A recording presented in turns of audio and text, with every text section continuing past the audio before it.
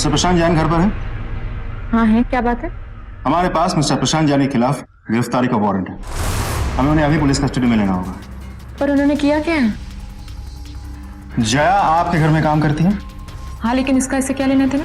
उसी ने मिस्टर जैन पर मोलेस्टेशन की कंप्लेंट फाइल की है। चलिए सर, पुलिस स्टेशन चलना होगा आपको। आप जानते ये कौन है? मैडम, हमें सब पता है, हमें अपना काम करने दीजिए। हवलदार, एक मिनट, बहस मत करो बेटा, I'll be back soon। चलिए।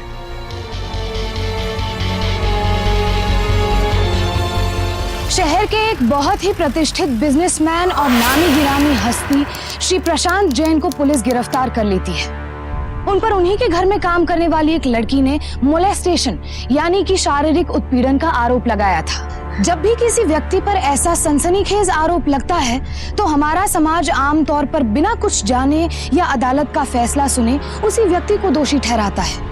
क्या प्रशांत जैन पर लगे इस आरोप में कोई सच्चाई थी या उन्हें जबरदस्ती इस केस में फंसाया जा रहा था? क्या प्रशांत जैन की बेटी शालिनी अपने पिता को इस आरोप से बचा पाएगी? मामला पेचीदा और संवेदनशील था, लेकिन क्या ये मामला एक मासूम लड़की के साथ हुई नाइंसाफी का था या फिर एक प्रतिष्ठित बिजनेसमैन को बदनाम करने की साजिश थी? इन सवालों के जवाब जानने के लिए हमें प्रशांत जैन की जिंदगी के बीते हुए कुछ दिनों के पन्ने पलटने होंगे। अरे क्या हुआ पापा? डोंट टेल मी, आप इतने में ही थक गए। आप सचमुच बुढ़े हो गए हैं। बुढ़ा होगा तेरा बाप। वही तो मैं कह रही हूँ। ऐसी बात है। Last 100 metres to the house, देखते कौन जीता है। अब हार जाओगे पापा। देखते हैं ना। Okay. It's set. Go!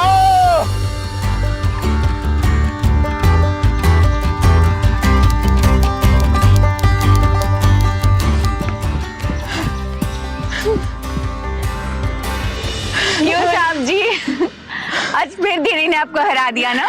ये लीजिए।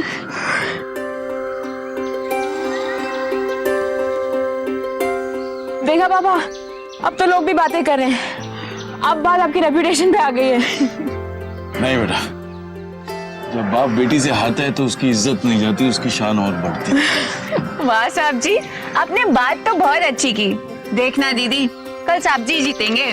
कोई चांस नहीं है।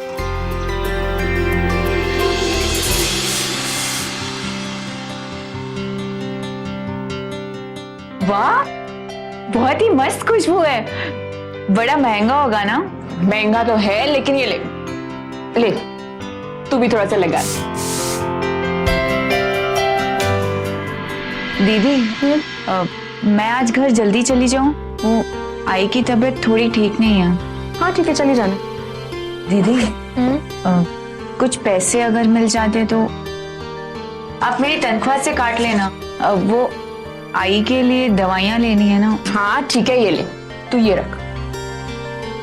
आप बहुत ही अच्छी हैं। अच्छा सुन, पापा को जूस दे देना और गाड़ी में सामान रखवा देना, उसके बाद चली जाना। ठीक है दीदी। साहब जी,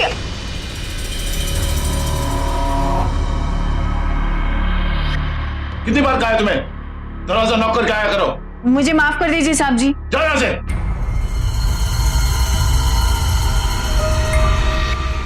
दरवाजा बंद कर देना।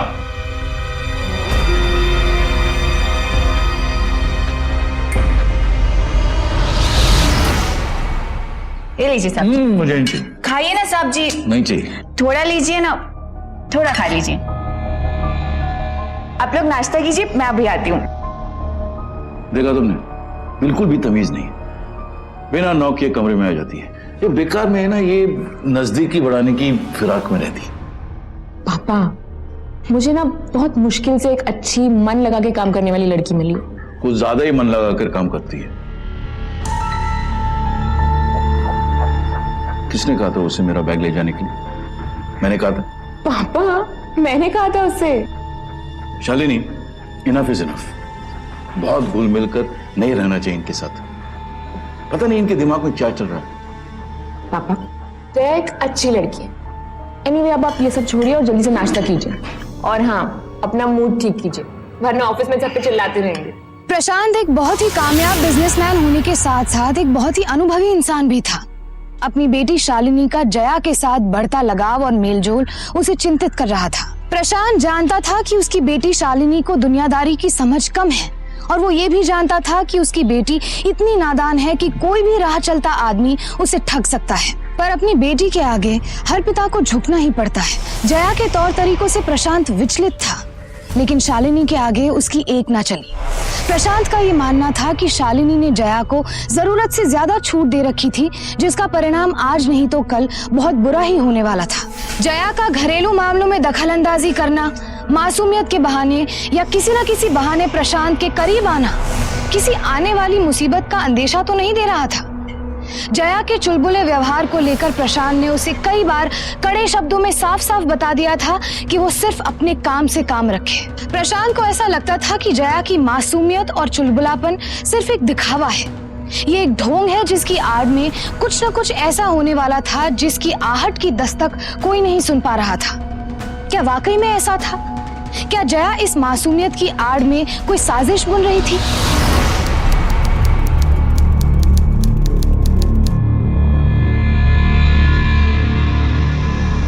दीदी,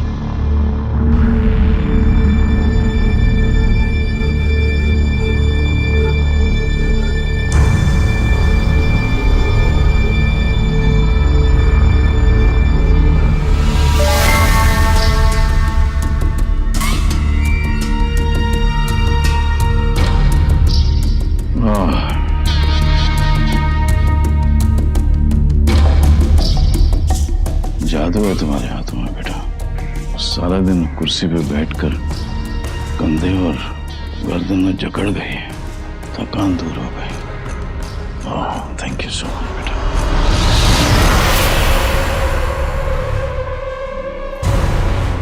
तुम यहाँ क्या कर रहे हो? शालीन कहाँ है? वो दीदी का फोन आया था। तो तुमने उसकी जगह ले ली। कितनी बार समझाया तुम्हें? काम से काम रखा करो। साहब जी, मुझे लगा कि क्या लगा? मुझे कोई लेना देना नहीं है। चली जाओ यहाँ से। Get out. वाह, क्या हुआ? मैंने ही उससे कहा था। क्या हुआ? क्या हुआ? मैं पागल हूं जो डांट रहा हूं? क्यों सर पे चढ़ा रखा है इनको? इसके लक्षण मुझे कुछ ठीक नहीं लग रहे हैं। पापा, okay, you relax. It's okay, आप बैठे तो सही।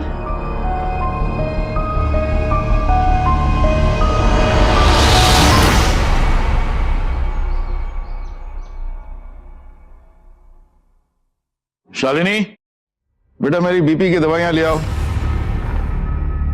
शालिनी,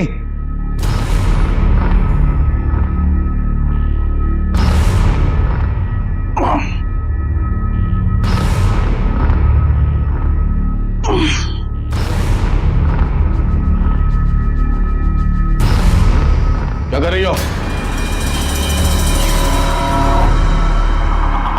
ये लीजिए साहब, वो दीदी नहा रही थी और आपको दवाई की जरूरत थी ना, इसलिए मैं ही आ गई। हाँ ठीक है, लेकिन आइंदा कितनी भी इमरजेंसी क्यों ना हो, मुझसे पूछे बगैर तुम अलमारी को हाथ नहीं लगाओगे, समझी? जाओ यहाँ से।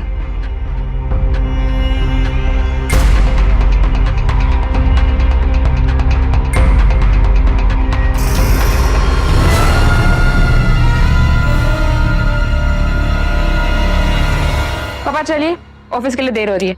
मैं नाश्ता लगाती हूँ आपका। तुम क्यों लगा रही हो? लड़की कहाँ है? वो किसी जरूरी काम से घर गई है। ये अच्छा है, उसकी माँ की तबीयत खराब हो जाती है तो तुम उसे पैसे देके घर भेज देती हो। कभी उसे कोई जरूरी काम होता है तो वो निकल जाती है। इन लोगों का ऐसे ही दुखड़ा सुनाओ और पैसे ऐंठ लो। पापा, आप भी ना कभी कभी कुछ ज्यादा ही नेगेटिव हो जाते हो। माफ कीजिए दीदी, देर हो गई। आप लोग आइए ना, मैं नाश्ता भी लगाती हूँ। पापा आप भी ना, चलिए अब।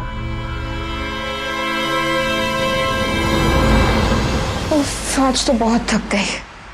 Really tired. ऑफिस में बहुत काम था। एक तो क्लाइंट्स के साथ इम्पोर्टेंट मीटिंग और इस सब में पापा का गुस्सा। दीदी, साहब जी बहुत गुस्से में थे। हाँ, कभी कभी जब माँ की बहुत याद आती है तो थोड़े से चिड़चिड़े हो जाते हैं। जब आपकी शादी हो जाएगी और आप भी ससुराल चले जाएंगे तो और भी अकेले हो जाएंगे ना। इसी बात की वजह से तो शादी करने से घबराती हूँ। मैं चली गई तो कौन ख्याल रखेगा उनका?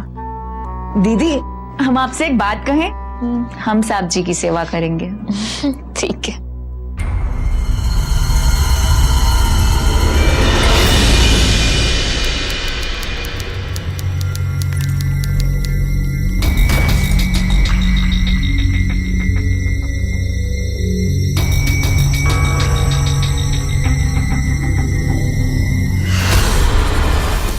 जया,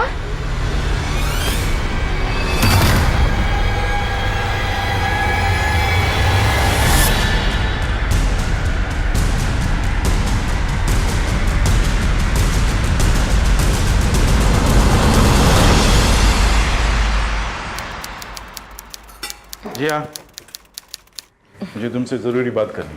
पापा बस 2 मिनट। पता नहीं ये मेड कहाँ रह गई, अभी तक नहीं आई है।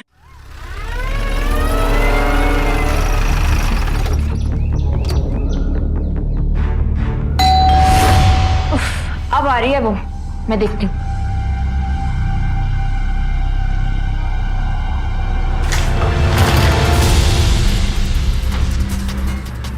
मिस्टर प्रशांत जैन घर पर है? हाँ है, क्या बात है? हमारे पास मिस्टर प्रशांत जैन के खिलाफ गिरफ्तारी का वारंट है। हमें उन्हें अभी पुलिस कस्टडी में लेना होगा। पर उन्होंने किया क्या है? जया आपके घर में काम करती है? हाँ, लेकिन इसका इससे क्या लेना देना? उसी ने मिस्टर जैन पर मोलेस्टेशन की कंप्लेंट फाइल की है। चलिए सर, आपको हमारे साथ थाने चलना होगा। आप इन्हें नहीं ले जा सकते, आप जानते हैं ये कौन है?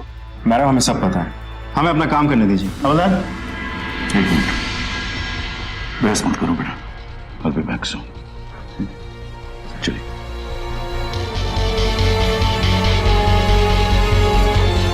पापा, मैं भी लॉयर को फोन करती हूँ। You don't worry.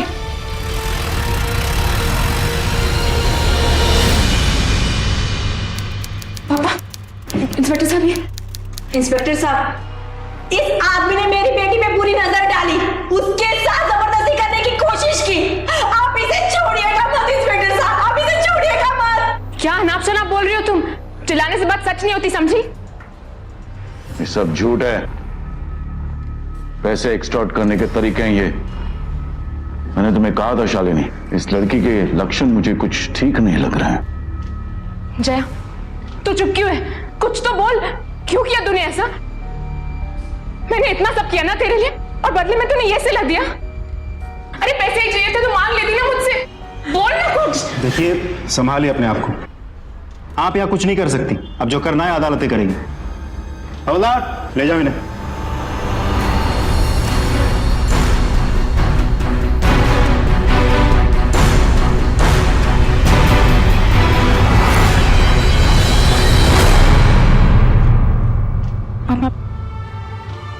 आप चिंता मत कीजिए, मैं उस जया का झूठ साबित करके रहूंगी। मैं आपको जल्दी से छुड़ा लूंगी। सब मेरी गलती है पापा, ना मैं उसको काम पे रखती, ना आपको इस तरह लॉकअप में इस तरह शर्मिंदा होना पड़ा। अपना ख्याल रखना। Excuse me. शालिनी के पिता पर मोलेस्टेशन का गंभीर आरोप लगने के बाद वो अंदर ही अंदर टूटती जा रही थी। उसे अपने पिता पर पूरा भरोसा था और उन्हें छुड़ाने के लिए शालिनी ने शहर के सबसे बड़े वकील की मदद से अपने पिता की गिरफ्तारी के 4 दिन बाद ही कोर्ट से उनकी जमानत मंजूर कराकर उन्हें पुलिस की गिरफ्तारी से छुड़ा लिया। पर क्या शालिनी अपने पिता को निर्दोष साबित कर पाएगी? क्या वो जैसा सोच रही थी सच वैसा ही था? क्या उसके पिता वाकई में निर्दोष थे या सच कुछ और ही था?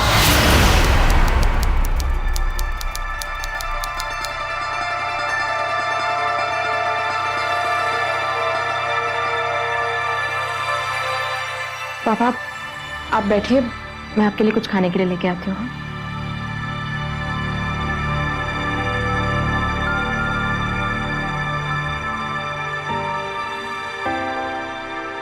पापा, आप ऐसा हिम्मत हारेंगे तो मैं क्या करूंगी? पापा, हम ये केस लड़ेंगे और जीतेंगे भी। आप चिंता मत कीजिए।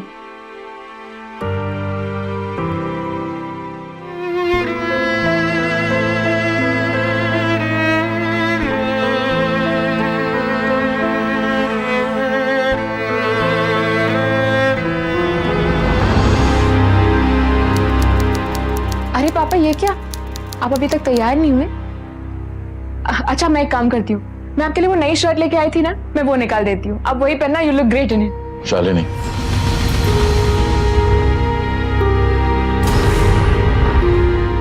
बेटा अब मैं ऑफिस जाके क्या करूंगा? हर तरफ तो सिर्फ बदनामी ही बदनामी है। इतनी कमाई हुई इज्जत 2 मिनट में मिट्टी में मिल गई। पापा आप ऑफिस जाना मत छोड़िए, हम ये केस लड़ेंगे और जीतेंगे भी। I don't feel like going to the office. तुम चले जाओ। अब क्या है, सब कुछ तो खत्म हो गया।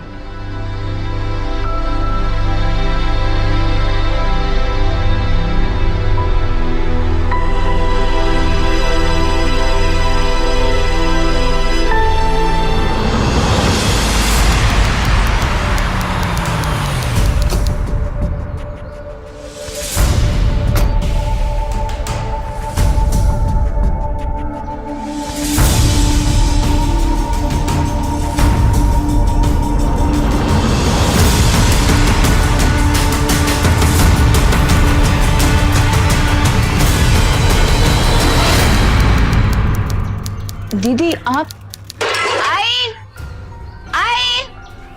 घबराओ मत, मैं यहाँ तुम लोगों से झगड़ा करने या कोई बहस करने नहीं आई। ये सारा ड्रामा तुम लोगों ने पैसों के लिए किया ना?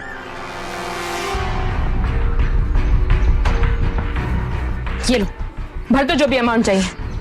मैं भी तो देखूं शराफत और इज्जत का क्या दाम लगा है माँ बेटी में। आग लगे तेरे पैसों को, तुम अमीरों को क्या लगता है हम गरीबों की फरियाद के पीछे सिर्फ पैसा और लालच होती है ना? बड़ी आई शराफत का पाठ पढ़ाने वाली। तेरे बाप की वजह से मेरी बेटी की जिंदगी बर्बाद हो गई, समझी? देखो बिना किसी सबूत के इल्जाम मत लगा। जय जय सुन मेरी बात, बिना किसी दबाव में आए मुझे सच सच बताओ, क्या हुआ था उस रात? बताओ मुझे क्या हुआ था। दीदी उस रात जब मैं सो रही थी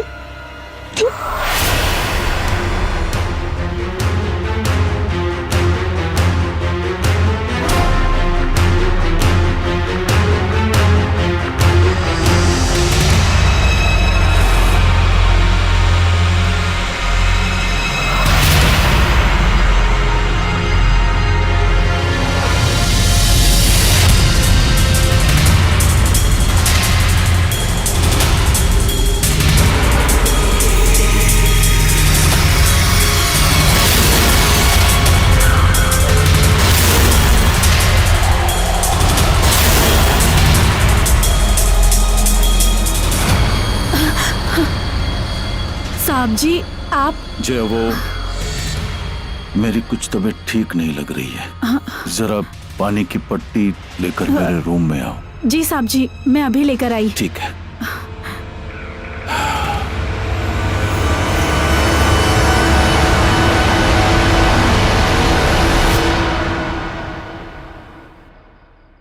कितना ख्याल रखती हो तुम मेरा। यही तो हमारा काम है साहब जी, आपकी सेवा करना। फिर भी मैं चाहता हूं कि तुम मेरी खास सेवा और खास ख्याल रखा करो। बदले में तुम्हें किसी चीज की कमी नहीं होगी। मैं कुछ समझी नहीं साहब जी।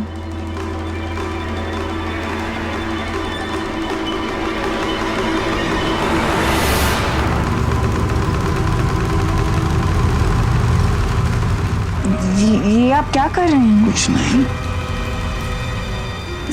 साहब जी आप क्या कर?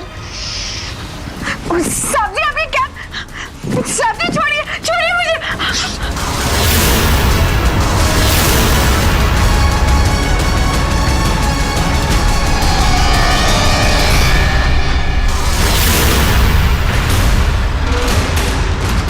यही सच है दीदी, मैंने साहब जी को अपने बाप के समान समझा और उन्होंने ही मेरे साथ। ये सच नहीं, जरूर तुम्हें कोई गलतफहमी होगी। हाँ हाँ, अमीरों से गुनाह नहीं, सिर्फ गलत फहमी होती है। ऐसा सबक मिलेगा ना तेरे बाप को कि जिंदगी भर याद रखेगा वो।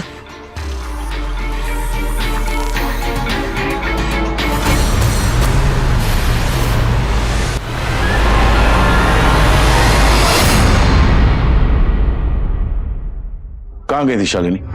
ऑफिस भी नहीं गई। मैंने फोन भी किया था, तुमने फोन नहीं उठाया, क्या बात है? शालिनी क्या हुआ, क्या बात है? शालिनी, मैं तुमसे बात कर रहा हूं, क्या बात है?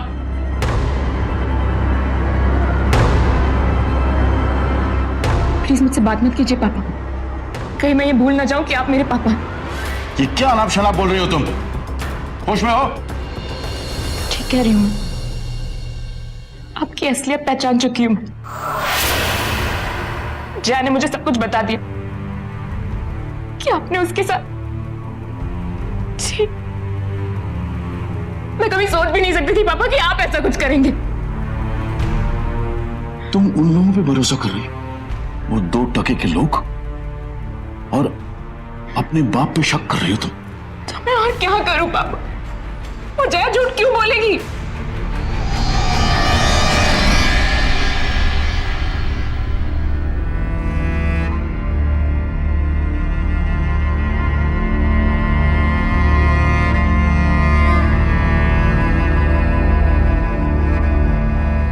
ठीक है बेटा,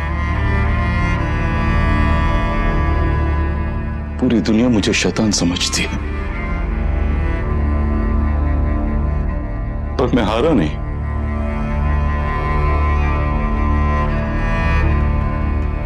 क्योंकि मैंने सोचा मेरी बेटी मेरे साथ है।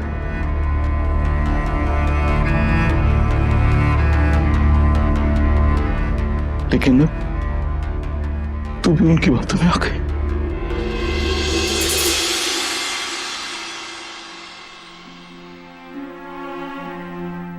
इन्हीं हाथों से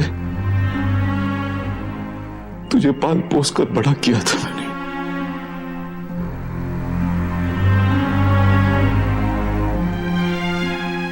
और तुझे लगता है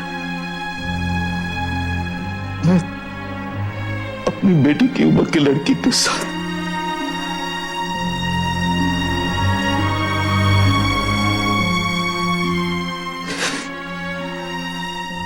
तू ही मेरी जीने की वजह है। अगर तुझे ऐसा लगता है कि मैंने इतना घिनौना काम किया है, तो फिर जीने का क्या मतलब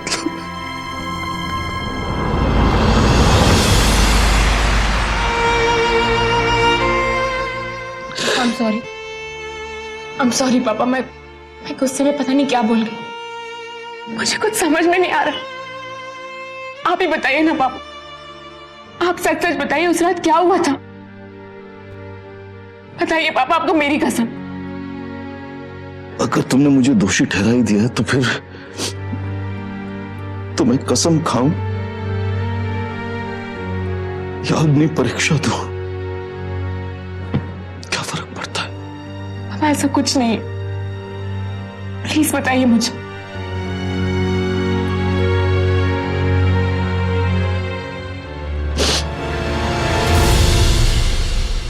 उस दिन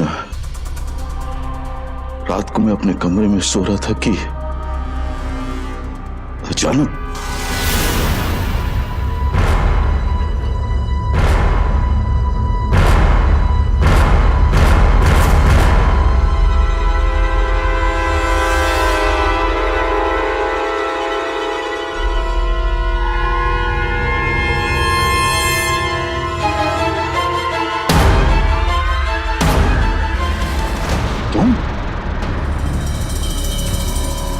क्या हो रहा है? पागल हो गई क्या?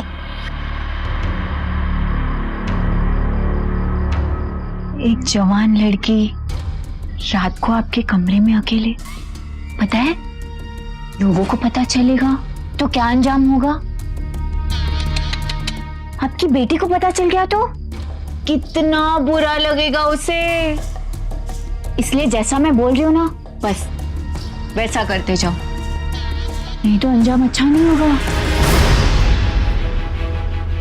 तेरी इतनी हिम्मत! मुझे पता था तेरे लक्षण को ठीक नहीं है। तू यहां से निकल वरना जिंदगी भर जेल में चक्की पिसवाऊंगा। Get out. अच्छा, अब तू देख कि मैं क्या करती हूँ। बर्बाद कर दूंगी तुझे मैं, भिखारी बनाकर छोड़ूंगी तुझे। Get out. देख लेना। Get out. अगर उस रात इतना सब कुछ हुआ तो आपने मुझे बताया क्यों नहीं? उस दिन सुबह मैं तुम्हें बताने वाला था, लेकिन अचानक पुलिस आ गई और मुझे गिरफ्तार करके ले गई। जी हाँ, मुझे तुमसे जरूरी बात करनी है। शालिनी एक बहुत बड़े असमंजस में फंस चुकी थी।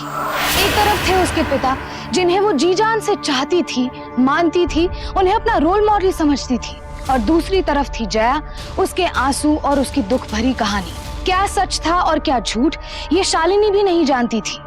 किस पर यकीन करे और किस पर नहीं, ये सवाल उसे दिन रात खाए जा रहा था। एक ही घटना की दो अलग अलग कहानी सुनने के बाद शालिनी को समझ नहीं आ रहा था कि सच कौन बोल रहा था। वो यकीन करे तो किस पर करे। एक तरफ थे उसके आदर्श पिता और दूसरी तरफ थी एक शारीरिक प्रताड़ित लड़की। उस रात का सच आखिर क्या था?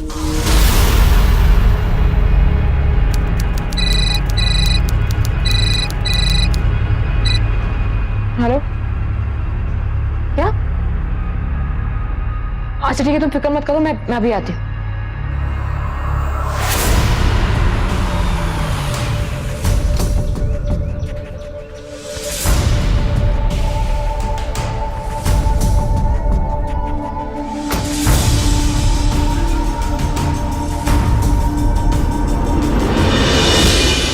क्या हुआ?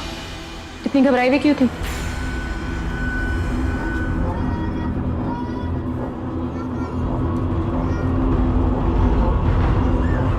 तुम बाप बेटी अपने पैसों की चमक दिखाने से बाज नहीं आओगे ना?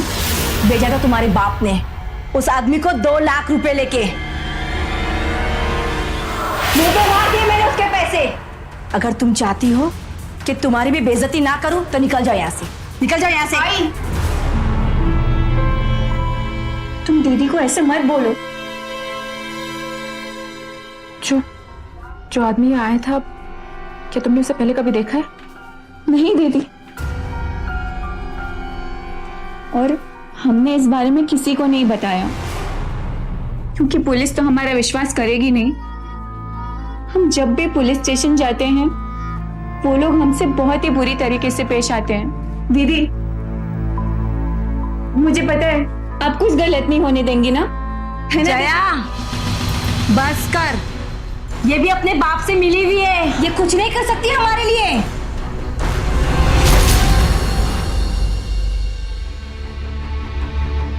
भेजा था तुम्हारे बाप ने उस आदमी को 2 लाख रुपए लेके।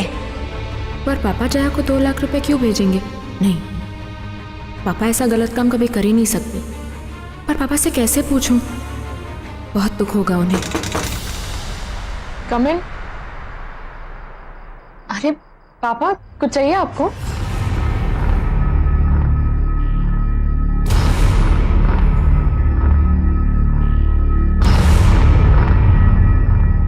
नहीं बेटा, नींद नहीं आ रही थी, बस तुमसे कुछ कहना था। हाँ बोलिए ना। But I am really sorry कि तुम्हें मेरी वजह से इतनी गंदी और घिनौनी बातें सुननी पड़ रही हैं। आज तक इतनी बहादुरी से तुमने सब कुछ किया है, मुझे संभाला। कल को अगर कोर्ट का फैसला आया और हमारी फेवर में नहीं हुआ तो? पापा, आप ऐसा क्यों सोच रहे हैं? कोर्ट में जीत सच्चाई की ही होगी, आप देखना। आई होप सो बेटा। लेकिन अगर किसी वजह से कोर्ट का फैसला हमारी फेवर में नहीं हुआ तो तुम इतनी बहादुरी से सब कुछ स्वीकार लेना, ओके बेटा? और अपना ख्याल रखना। मेरा ख्याल आज तक आप ही रखते हैं और आप ही रखोगे, आप फिक्र मत कीजिए।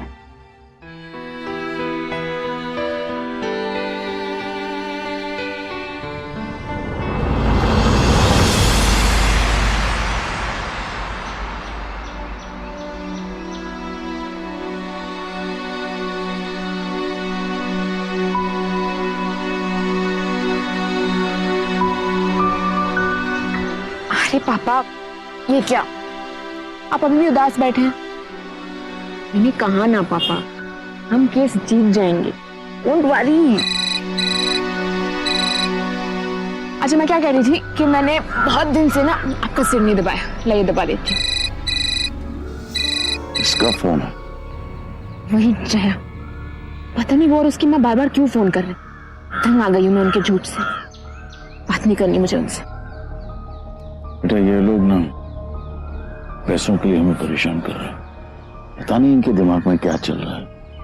मैं परेशान देखता हूँ और तुम्हारे बारे में ताने सुनता हूँ तो कभी कभी ऐसा लगता है कि खुद को पुलिस में जाकर कबूल कर लूं ताकि तुम्हारी सारी परेशानियां दूर हो जाए। नहीं पापा, आप हिम्मत मत हारिए। मैं आपकी बेटी हूँ। I won't give up.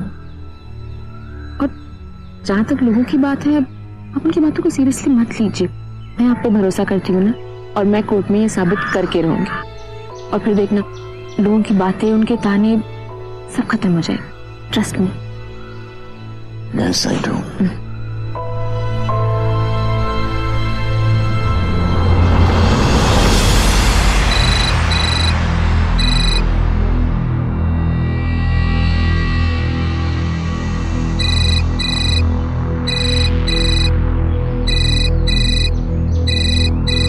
मुझे बार बार फोन करना बंद करो। क्या? मैं अभी आ रही हूँ।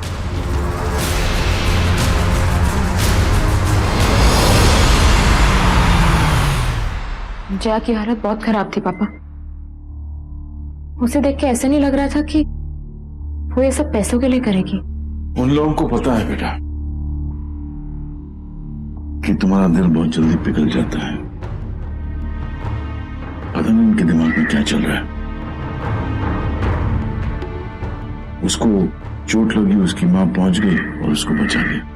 एक मामूली सी खरोंच होगी और तुम्हारी आंखों में धूल झोंकने की कोशिश कर रहे हैं। कौन करेगा विश्वास ऐसी कहानियों पर, वो भी बचकानी कहानियां। हाँ, शायद तुम कर रही हो। पर पापा, उसने मुझे ये भी बताया था कि कोई अनजान आदमी आया था और उसने उससे केस वापस लेने के लिए 2 लाख रुपए दिए। तो तुमने मुझे ये बात पहले क्यों नहीं बताई? बताना चाहती थी पापा, पर हिम्मत नहीं हुई। हिम्मत नहीं हुई या फिर अपने पापा पर शक करने लग गई? बेटा, मैं दुनिया से तो लड़ सकता हूं, लेकिन अगर खुद की औलाद, अगर उसको मुझ पे भरोसा नहीं है तो फिर अच्छा।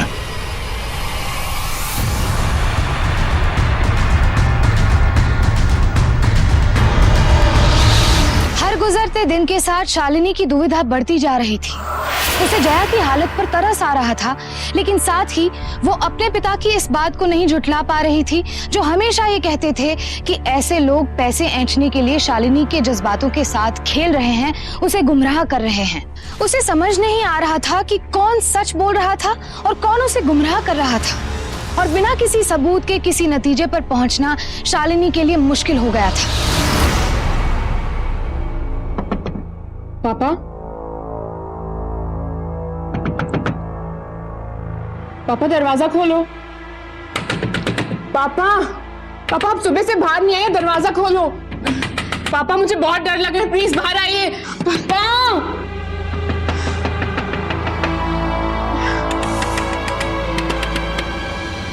पापा,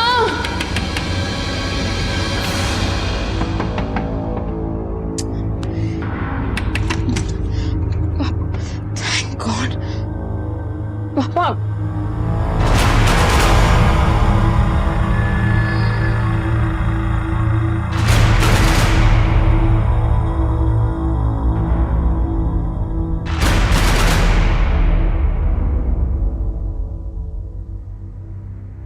सब कुछ तबाह हो गया। उसने कहा था कि वो मुझे बर्बाद कर देगी और उसने कर दिखाया। ऐसे मत कहिए पापा। यही सच है बेटा। पहले मेरी बेटी का विश्वास डगमगाया। पूरे मार्केट में लोग मेरे चरित्र पर उंगली उठा रहे हैं, मेरे खिलाफ केस चल रहा है और जो डील फाइनल होने वाली थी सारे इन्वेस्टर्स ने अपने हाथ ऊपर खड़े कर दिए। करोड़ों का नुकसान हो गया। इतने बरसों की कमाई, इज्जत बर्बाद कर दी। उसने मुझे कहीं का नहीं छोड़ा बेटा। सही कहा था उसने, सड़क का भिखारी बना के नहीं छोड़ेगी।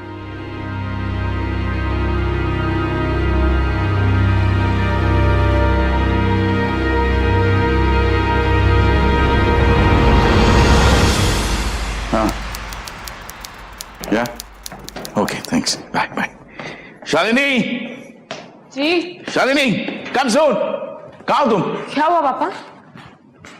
तुम हमेशा कहती थी ना कि जीत सच की होती है। We have won। जय और उसकी मां ने केस वापस ले लिया। भगवान ने हमारी सुन ली, हमारी प्रार्थना सुन ली। Aren't you happy? कौन सा हैप्पी पापा? Then That's great news। तो क्या ये सब उन दोनों का फरेब था? पर क्यों? जया ने आखिर ऐसा क्यों किया?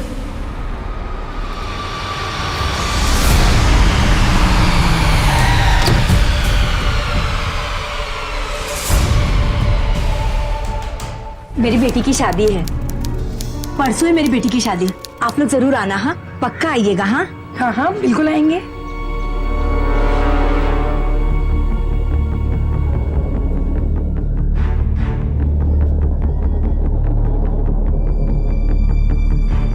केस वापस क्यों नहीं आपने? जवान बेटी की माँ हूँ, इंसाफ के सहारे जिंदगी नहीं चलती। और बस्ती वाले आए दिन ताने देते थे, कौन थामेगा मेरी बेटी का हाथ।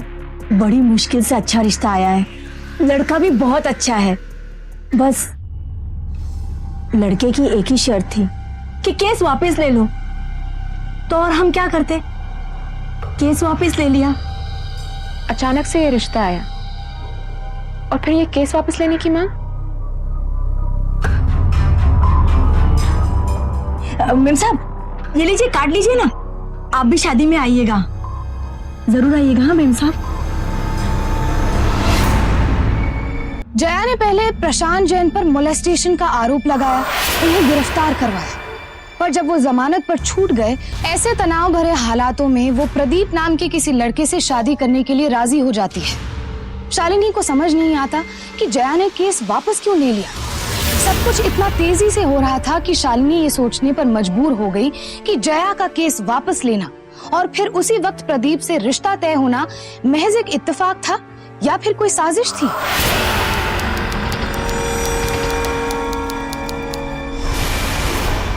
मैडम, आप यहाँ? प्रदीप, तुम जया से शादी क्यों कर रहे हो? मैडम, मुझसे सर की हालत देखी नहीं जा रही थी। मैंने तो बस एक छोटी सी कुर्बानी दी है अपने भगवान के लिए।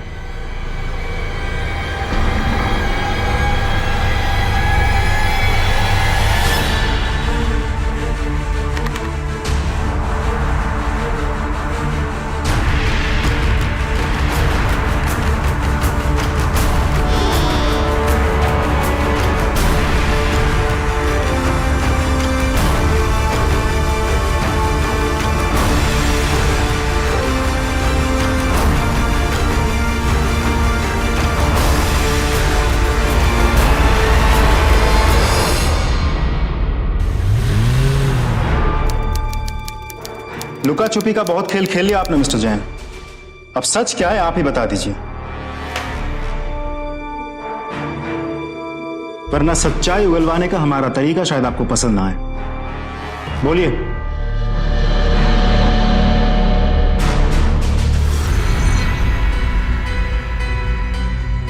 उस रात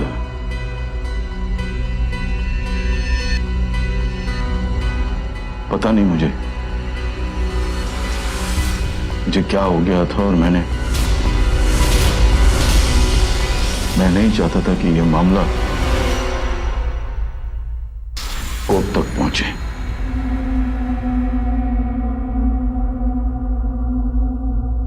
प्रदीप मेरे ऑफिस में काम करता। मैंने प्रदीप को पैसों का लालच देकर उसे कहा कि वो जाकर जया से शादी कर ले। बड़ा फ्लैट और प्रमोशन के लालच में प्रदीप मेरे कहने पर जया की मां से शादी करने की बात करने के लिए चला गया। तुम ठीक कहते हो, जो तुम्हारी बात मंजूर है। तुम अगर मेरी बेटी का हाथ थामने को तैयार हो तो हम केस वापस ले लेंगे।